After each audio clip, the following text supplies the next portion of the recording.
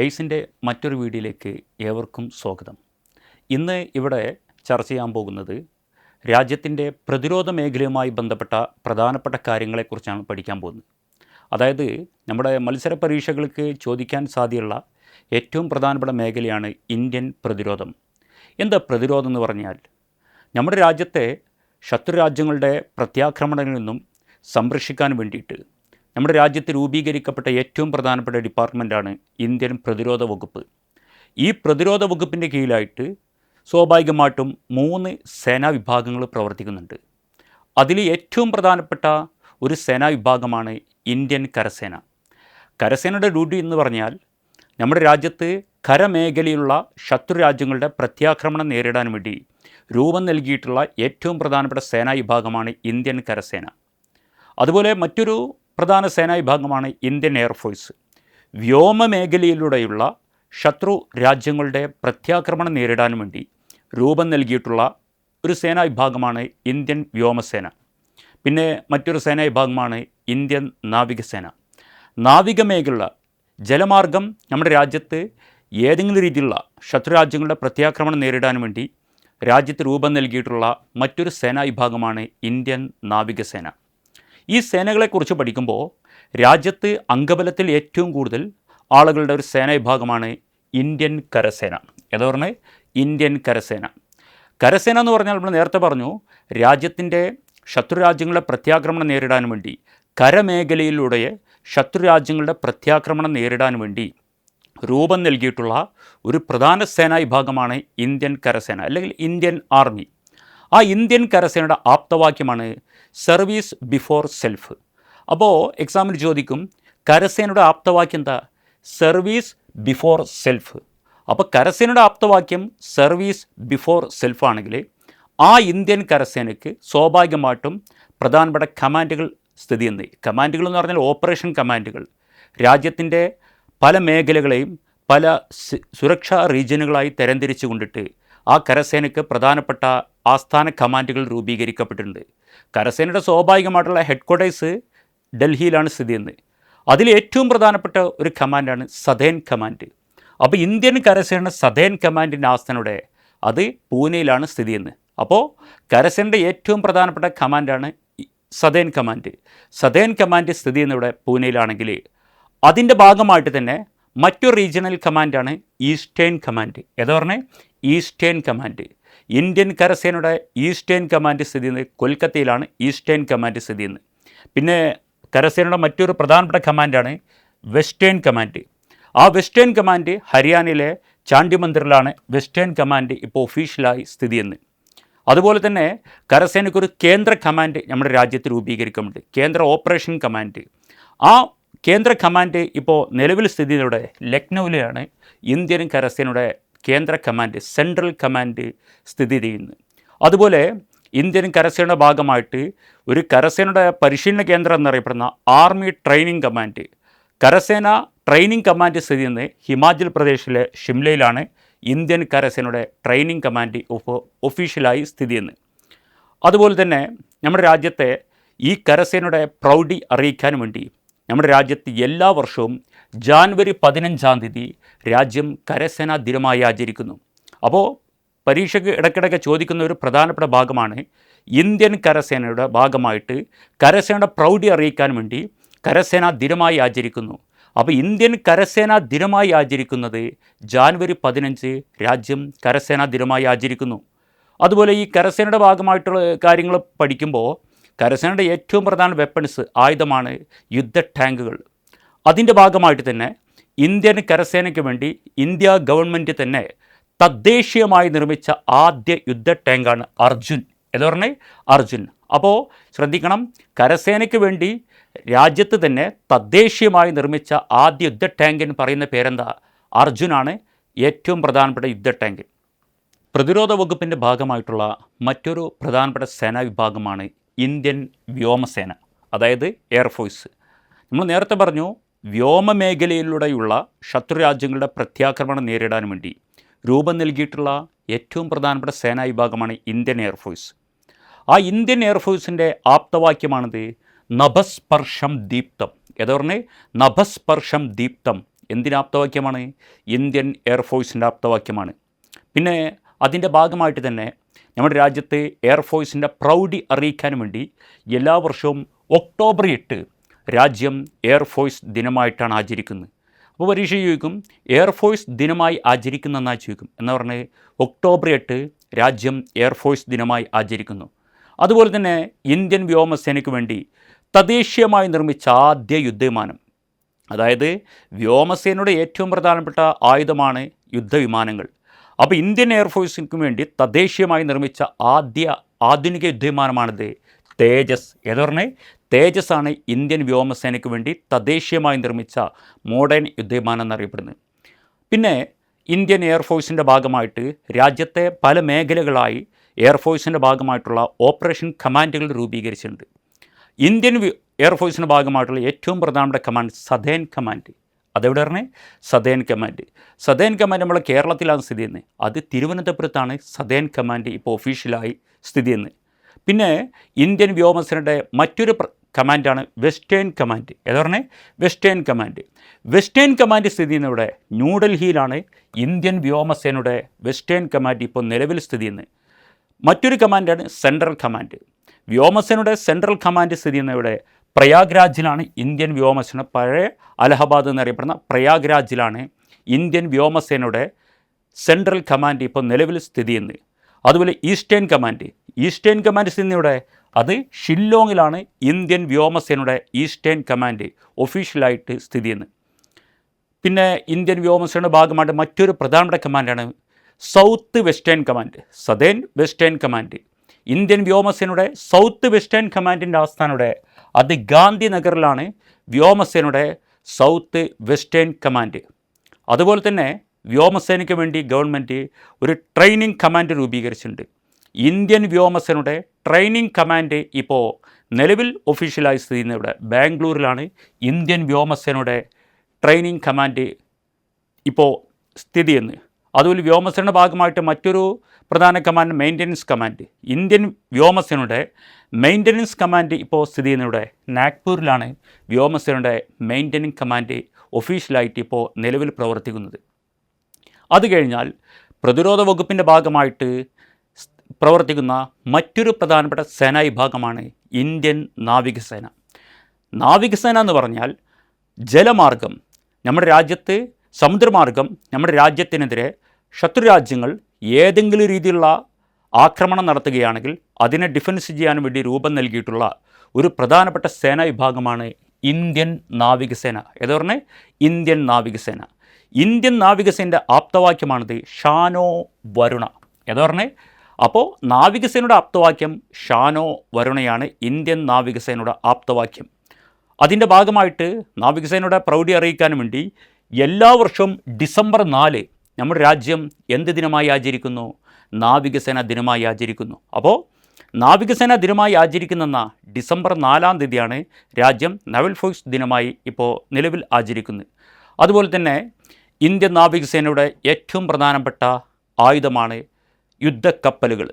Indian നാവികസേനയ്ക്ക് വേണ്ടി government India രാജ്യത്ത് തന്നെ തദ്ദേശീയമായി നിർമ്മിച്ച ആദ്യ യുദ്ധക്കപ്പലാണ് INS വിക്രാന്ത്. ഏതാ പറഞ്ഞേ?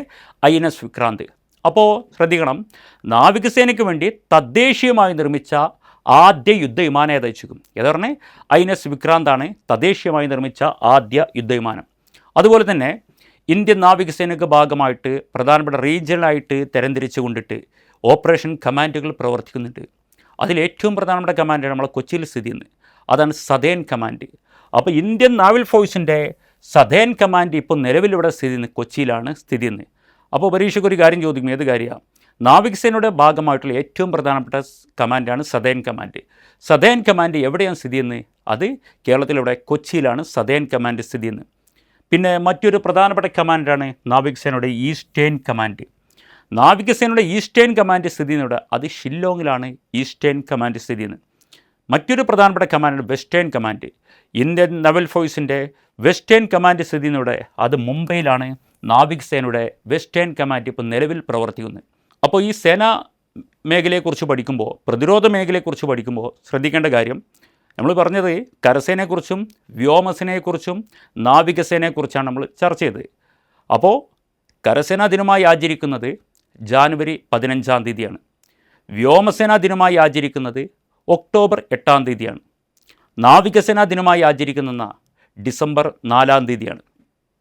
അതിൻ്റെ ഭാഗമായിട്ട് തന്നെ നമ്മുടെ രാജ്യത്ത് എല്ലാ വർഷവും മാർച്ച് 3 തീയതി രാജ്യം ഡിഫൻസ് ഡേ, പ്രതിരോധ ദിനമായി ആചരിക്കുന്നു.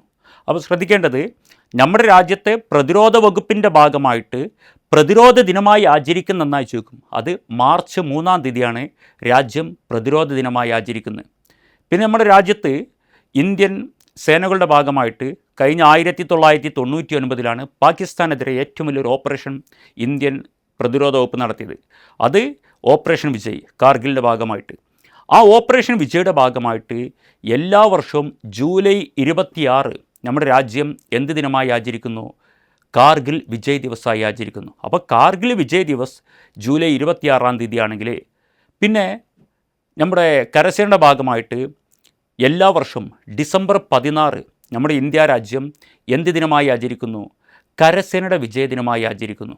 അപ്പോൾ നിങ്ങൾ ശ്രദ്ധിക്കണം, കരസേനയുടെ വിജയദിനമായി എന്ന കരസേനയുടെ വിജയദിനം ഡിസംബർ 16 ഇന്ത്യ രാജ്യം കരസേനയുടെ വിജയദിനമായി ആചരിക്കുന്നു. പിന്നെ നമ്മുടെ രാജ്യത്ത് എല്ലാ വർഷവും ഡിസംബർ 7 തീയതി നമ്മുടെ രാജ്യത്ത് സായുധസേന പതാക ദിനമായി ആചരിക്കുന്നു. അപ്പോൾ ജാനുവരി 15 കരസേനാ ദിനമായി ആചരിക്കുന്നു, ഒക്ടോബർ 8 വ്യോമസേനാ ദിനമായി ആചരിക്കുന്നു, ഡിസംബർ 4 നാവികസേനാ ദിനമായി ആചരിക്കുന്നു. ജൂലൈ 26 തീയതി രാജ്യം കാർഗിൽ വിജയ് ദിവസമായി ആചരിക്കുന്നു. അതുപോലെ ഡിസംബർ 16 തീയതി നമ്മുടെ ഇന്ത്യ രാജ്യം കരസേനയുടെ വിജയദിനമായി ആചരിക്കുന്നു. പിന്നെ ഡിസംബർ 7 തീയതി എല്ലാ വർഷവും ഡിസംബർ 7 തീയതി രാജ്യം സായുധസേന പതാക ദിനമായി ആചരിക്കുന്നു. മാർച്ച് 3 നമ്മുടെ ഇന്ത്യ രാജ്യം ഇന്ത്യൻ പ്രതിരോധ ദിനമായിട്ടാണ് ആചരിക്കുന്നത്. നമ്മുടെ പ്രതിരോധ വകുപ്പിനെക്കുറിച്ച് പഠിക്കുമ്പോൾ അത് ശത്രുരാജ്യങ്ങളുടെ പ്രത്യാക്രമണം നേരിടാൻ വേണ്ടിയിട്ട് രൂപീകരിക്കപ്പെട്ട സേനാ വിഭാഗമാണ് ഇന്ത്യൻ പ്രതിരോധ സേനാ വിഭാഗങ്ങൾ. അതിൻ്റെ ഭാഗമായിട്ട് തന്നെ നമ്മുടെ രാജ്യത്ത് ആഭ്യന്തര വകുപ്പിൻ്റെ കീഴിലായിട്ട് പ്രധാനപ്പെട്ട സേനാ വിഭാഗങ്ങൾ പ്രവർത്തിക്കുന്നുണ്ട്. കേന്ദ്ര ആഭ്യന്തര വകുപ്പിൻ്റെ കീഴിലായിട്ട് നമ്മുടെ രാജ്യത്തെ പല സംസ്ഥാനങ്ങളുടെയും പല മേഖലകളുടെയും സെക്യൂരിറ്റി ഉറപ്പുവരുത്താൻ വേണ്ടി പ്രധാനമായിട്ടും ചില സേനാ വിഭാഗങ്ങൾ പ്രവർത്തിക്കുന്നുണ്ട്. അതാണ് പാരാമിലിറ്ററി ഫോഴ്സ്, അതായത് അർദ്ധസേനാ വിഭാഗങ്ങൾ. അർദ്ധസേനാ വിഭാഗങ്ങൾ പ്രവർത്തിക്കുന്നത് കേന്ദ്ര ആഭ്യന്തര വകുപ്പിൻ്റെ കീഴിലാണ്. ഇപ്പോൾ നമ്മുടെ രാജ്യത്തെ ഏറ്റവും പ്രധാനപ്പെട്ട ഒരു അർദ്ധസേനാ വിഭാഗമാണ് അസം റൈഫിൾ. എന്താ അസം റൈഫിൾസ് എന്ന് പറഞ്ഞാൽ, നമ്മുടെ രാജ്യത്ത് ആദ്യമായി ബ്രിട്ടീഷ് ഗവൺമെൻറ് കൊണ്ടുവന്ന ഒരു സേനാ വിഭാഗമാണ് അസം റൈഫിൾസ്. അതായത് അസം മേഖലയിലെ സുരക്ഷ ഉറപ്പാക്കാൻ വേണ്ടി രാജ്യത്ത് ബ്രിട്ടീഷ് ഗവൺമെൻറ് ഭരണകാലത്ത് തന്നെ നിലവിലെന്നൊരു സേനാ വിഭാഗമാണ് അസം റൈഫിൾസ്. അസം റൈഫിൾസ് നിലവിലെന്നത് 1835 അസം റൈഫിൾസ് നിലവിലെന്നത്. അസം റൈഫിൾസ് അന്ന് കച്ചാർ ലെവി, ഏതാ പറഞ്ഞേ, കച്ചാർ ലെവി എന്ന പേരിലാണ് അന്ന് അസം റൈഫിൾസ് അറിയപ്പെട്ടത്. അത് കഴിഞ്ഞാൽ രാജ്യത്ത് നിലവിലെന്ന മറ്റൊരു പ്രധാന സേനാ വിഭാഗമാണ് CRPF, central reserve police force. രാജ്യത്തെ ഏറ്റവും വലിയ ആഭ്യന്തര സേനാ വിഭാഗമാണ് CRPF. രാജ്യത്തെ പ്രധാനപ്പെട്ട കലാപങ്ങൾ അടിച്ചമർത്താൻ വേണ്ടിയിട്ടും രാജ്യത്തെ ഏറ്റവും വലിയൊരു റിസർവ് സേനയായിട്ട് കേന്ദ്ര ആഭ്യന്തര വകുപ്പിൻ്റെ കീഴിലായിട്ട് പ്രവർത്തിക്കുന്ന സേനാ വിഭാഗമാണ് CRPF. ആ CRPF രാജ്യത്ത് നിലവിലെന്ന വർഷം 1939. CRPFിൻ്റെ പ്രത്യേകത, നമ്മുടെ രാജ്യത്ത് വനിതകൾക്ക് പ്രവേശനം നൽകിയ ഇന്ത്യയിലെ ആദ്യത്തെ അർദ്ധസേനാ വിഭാഗമാണ് CRPF. അപ്പോൾ വനിതകൾക്ക് പ്രവേശനം, വനിതാ ബറ്റാലിയൻ രൂപീകരിച്ച ഇന്ത്യയിലെ ആദ്യ അർദ്ധസേനാ വിഭാഗമാണത് CRPF. അതുപോലെ നമ്മുടെ രാജ്യത്ത് വനവൽക്കരണം പ്രോത്സാഹിപ്പിക്കാൻ വേണ്ടി ഗ്രീൻ ഫോഴ്സ് രൂപീകരിക്കപ്പെട്ട ആദ്യ സേനാ വിഭാഗമാണ് CRPF. അതുപോലെ മാവോയിസ്റ്റ് നക്സലൈറ്റുകളെ നേരിടാൻ വേണ്ടി നമ്മുടെ രാജ്യത്ത് കോബ്ര ഫോഴ്സ് രൂപീകരിക്കപ്പെട്ട ഒരു സേനാ വിഭാഗം കൂടിയാണത് CRPF. അത് CRPFിൻ്റെ സ്പെഷ്യലൈസ്ഡ് സേനകളാണ്. അതുപോലെ CRPF കഴിഞ്ഞാൽ നമ്മുടെ രാജ്യത്ത് രൂപീകരിക്കപ്പെട്ട മറ്റൊരു സേനാ വിഭാഗമാണ് NCC, national cadet corps. School college വിദ്യാർത്ഥികളിൽ രാഷ്ട്രരക്ഷാബോധവും രാജ്യസ്നേഹവും വളർത്തിയെടുക്കാൻ വേണ്ടി രൂപീകരിക്കപ്പെട്ട ഒരു സേനാ വിഭാഗമാണ് NCC. ആ NCCയുടെ പ്രത്യേകത, കഴിഞ്ഞ 1948 നാഷണൽ കേഡറ്റ് കോർപ്സ് രൂപീകരിച്ചത്. അപ്പോൾ NCC നിലവിൽ വന്നത് 1948. വിദ്യാർത്ഥികളുടെ രാഷ്ട്രരക്ഷാബോധവും രാജ്യസ്നേഹവും വളർത്തിയെടുക്കാൻ വേണ്ടി രൂപീകരിക്കപ്പെട്ട സേനാ വിഭാഗമാണിത് NCC. പിന്നെ അത് കഴിഞ്ഞാൽ നമ്മുടെ രാജ്യത്ത് രൂപീകരിക്കപ്പെട്ട മറ്റൊരു സേനാ വിഭാഗമാണ് ITBP, Indo Tibetan border police. എന്താ ഇൻഡോ തിബറ്റൻ ബോർഡർ പോലീസ് എന്ന് പറഞ്ഞാൽ? നമ്മുടെ രാജ്യം ഇന്ത്യയുടെയും തിബറ്റിൻ്റെയും അതിർത്തി രക്ഷാസേനയാണിത് ITBP. ITBP രാജ്യത്ത് നിലവിൽ വന്ന വർഷം 1962 രാജ്യത്ത് ITBP രൂപീകരിച്ചത്. അത് കഴിഞ്ഞാൽ നമ്മുടെ രാജ്യത്ത് രൂപീകരിക്കപ്പെട്ട മറ്റൊരു പ്രധാന ആഭ്യന്തര സേനാ വിഭാഗമാണ് SSB, സശസ്ത്ര സീമാബൽ. അതായത് രാജ്യത്ത് ഇന്ത്യ നേപ്പാൾ, ഇന്ത്യ ബംഗ്ലാദേശ് അതിർത്തിയെ കാക്കുന്ന രാജ്യത്തിൻ്റെ ഒരു പ്രധാനപ്പെട്ട ഒരു അർദ്ധസേനാ വിഭാഗമാണ് സശസ്ത്ര സീമാബൽ എന്ന് പറയുന്നത് SSB. SSB രാജ്യത്ത് നിലവിൽ വന്നതും അതും 1963. SSBയുടെ പ്രധാനപ്പെട്ട ഡ്യൂട്ടി എന്ന് പറഞ്ഞാൽ രാജ്യത്ത് ഇന്ത്യ നേപ്പാൾ, ഇന്ത്യ ബംഗ്ലാദേശ് എന്നിവിടെ അതിർത്തി സംരക്ഷിക്കുന്ന സേനാ വിഭാഗമാണ്. കേന്ദ്ര ആഭ്യന്തര വകുപ്പിന് കീഴിലുള്ള സേനാ വിഭാഗമാണ് സശസ്ത്ര സീമാബൽ. അത് രൂപം നൽകിയ വർഷം കഴിഞ്ഞ 1963. അതേ 1963 നമ്മുടെ രാജ്യത്ത് CBI കേന്ദ്ര ആഭ്യന്തര വകുപ്പിന് കീഴിൽ പ്രവർത്തിക്കുന്ന മറ്റൊരു അന്വേഷണ സേനാ വിഭാഗമാണ്. CBI എന്ന് പറഞ്ഞാൽ സെൻട്രൽ ബ്യൂറോ ഇൻവെസ്റ്റിഗേഷൻ. അത് കേന്ദ്ര അന്വേഷണത്തിൻ്റെ ഭാഗമായിട്ട് നമ്മുടെ രാജ്യത്തെ ഏറ്റവും പ്രധാനപ്പെട്ട കേസന്വേഷണം നടത്തുന്ന ഒരു പ്രധാനപ്പെട്ട ഒരു സ്പെഷ്യലൈസ്ഡ് സേനാ വിഭാഗമാണ് സെൻട്രൽ ബ്യൂറോ ഇൻവെസ്റ്റിഗേഷൻ. അത് ഒരു സ്വതന്ത്ര അധികാര സേനയായിട്ടാണ് നമ്മുടെ രാജ്യത്ത് പ്രവർത്തിക്കുന്നത്.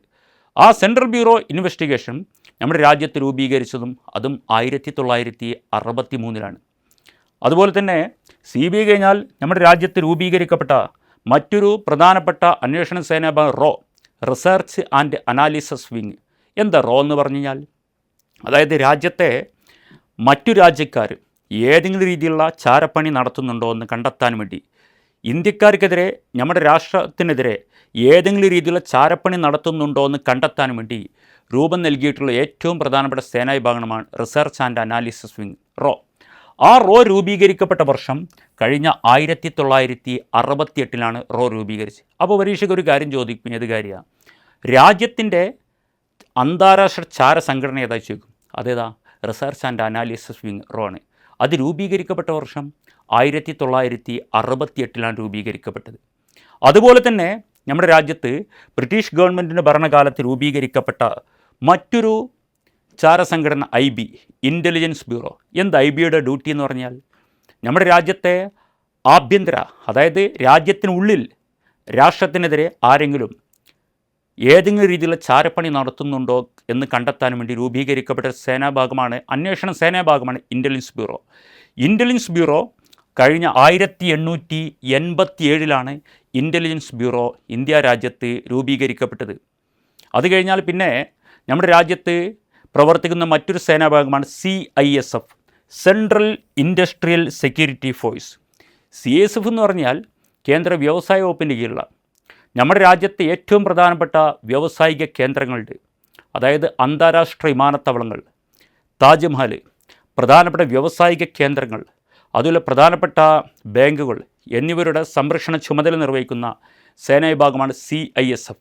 ആ CISF രാജ്യത്ത് നിലവിൽ വന്ന വർഷം 1969. 69 കഴിഞ്ഞാൽ പിന്നെ രാജ്യത്ത് പ്രവർത്തിക്കുന്ന ഒരു കേന്ദ്ര ആഭ്യന്തര സേനാ വിഭാഗമാണ് Indian coast guard. Coast guard എന്ന് പറഞ്ഞാൽ നമ്മുടെ രാജ്യത്തെ പ്രധാനപ്പെട്ട തീരരക്ഷാസേനയാണ്. അതായത് നമ്മുടെ രാജ്യത്തെ ഏറ്റവും പ്രധാനപ്പെട്ട ഒരു കോസ്റ്റൽ ഏരിയയിലെ സുരക്ഷ ഉറപ്പുവരുത്താൻ വേണ്ടി രൂപം നൽകിയിട്ടുള്ള ഒരു പ്രധാനപ്പെട്ട സേനാ വിഭാഗമാണ് ഇന്ത്യൻ കോസ്റ്റ് ഗാർഡ്. ആ ഇന്ത്യൻ കോസ്റ്റ് ഗാർഡ് രാജ്യത്ത് നിലവിൽ വന്ന വർഷം 1978. അത് കഴിഞ്ഞാൽ നമ്മുടെ രാജ്യത്ത് രൂപം നൽകിയ മറ്റൊരു കേന്ദ്ര ആഭ്യന്തര വകുപ്പിൻ്റെ കീഴിലുള്ള സേനാ വിഭാഗമാണ് NSG, നാഷണൽ സെക്യൂരിറ്റി ഗാർഡ്. എന്താ NSGയുടെ ഡ്യൂട്ടി? നമ്മുടെ രാജ്യത്തിൻ്റെ കരിമ്പൂച്ചകൾ എന്നറിയപ്പെടുന്ന, രാജ്യത്തെ ക്വിക്ക് റിയാക്ഷൻ പോലുള്ള ഓപ്പറേഷൻ നടത്തുന്ന ഒരു സേനാ വിഭാഗമാണ് നാഷണൽ സെക്യൂരിറ്റി ഗാർഡ്. ആ NSG രാജ്യത്ത് നിലവിൽ വന്ന വർഷം 1988. അപ്പോൾ രാജ്യത്തിൻ്റെ കമാൻഡോ വിഭാഗം എന്നറിയപ്പെടുന്ന NSG നിലവിൽ വന്നത് 1985 അത് കഴിഞ്ഞാലാണ് നമ്മുടെ രാജ്യത്ത് സ്പെഷ്യൽ പ്രൊട്ടക്ഷൻ ഗ്രൂപ്പ് SPG രൂപീകരിച്ചത്. എന്ത് SPGയുടെ ഡ്യൂട്ടി? SPG എന്ന് പറഞ്ഞാൽ നമ്മുടെ രാജ്യത്തെ പ്രധാനപ്പെട്ട, അതായത് രാഷ്ട്രപതി, പ്രധാനമന്ത്രി, അതിൽ മറ്റു ആളുകളുടെ പ്രൊട്ടക്ഷൻ ഉറപ്പുവരുത്താൻ വേണ്ടി രൂപീകരിക്കപ്പെട്ട ഒരു സേനാ വിഭാഗമാണ് സ്പെഷ്യൽ പ്രൊട്ടക്ഷൻ ഗ്രൂപ്പ്. അത് മറ്റു സേനകളിൽ നിന്ന് ഡെപ്യൂട്ടേഷൻ വരുന്ന ആളുകളാണ് SPG അംഗമാകൽ. SPG നമ്മുടെ രാജ്യത്ത് നിലവിൽ വന്നത് 1986 SPG രാജ്യത്ത് രൂപീകരിക്കപ്പെട്ടത്. പിന്നെ കഴിഞ്ഞ 2006 രാജ്യത്ത് രൂപീകരിക്കപ്പെട്ട മറ്റൊരു സേനാ വിഭാഗമാണ് NDRF, national disaster respond force. NDRF എന്ന് പറഞ്ഞാൽ പ്രകൃതി ദുരന്തങ്ങൾ ഉണ്ടാകുന്ന സമയത്ത് ആ സമയത്ത് പൊതുജനങ്ങൾക്ക് സംരക്ഷണം നൽകാൻ വേണ്ടി രൂപീകരിക്കപ്പെട്ട സേനാ വിഭാഗമാണ് national disaster respond force. NDRF കഴിഞ്ഞ 2005 നമ്മുടെ രാജ്യത്ത് ദുരന്ത നിവാരണ നിയമം പാസ്സാക്കിയത്. ആ ദുരന്ത നിവാരണ നിയമപ്രകാരം നമ്മുടെ രാജ്യത്ത് രൂപീകരിക്കപ്പെട്ട ഒരു പ്രധാന സേനാ വിഭാഗമാണ് നാഷണൽ ഡിസാസ്റ്റർ റെസ്പോണ്ട് ഫോഴ്സ്. അത് രൂപീകരിക്കപ്പെട്ടത് കഴിഞ്ഞ 2006. പ്രധാനപ്പെട്ട മറ്റു സേനകളിൽ നിന്നും പ്രത്യേക പരിശീലനം നൽകിയ ആളുകളാണ് ഈ സേനയിൽ അംഗമാകുന്നത്. അപ്പോൾ NDRF രാജ്യത്ത് നിലവിൽ വന്ന വർഷത 2006 നാഷണൽ ഡിസാസ്റ്റർ റെസ്പോണ്ട് ഫോഴ്സ്.